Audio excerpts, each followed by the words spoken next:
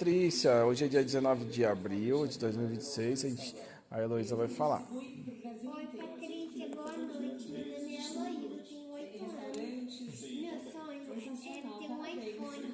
Eu queria dar pro meu pai também, porque ele é muito trabalhador e tira muitas fotos para mostrar o trabalho dele. E também ele grava muitos vídeos, muitas fotos.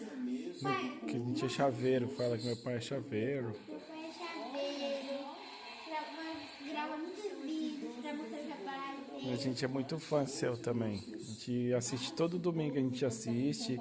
Na verdade, o SBT é o melhor programa que a gente gosta de assistir, né? Que é um programa da família, né? E a gente só assiste SBT aqui em Aí você casa. assiste filmes, tem várias As coisas. novelas mexicanas, tudo, só SBT. A gente é muito fã seu.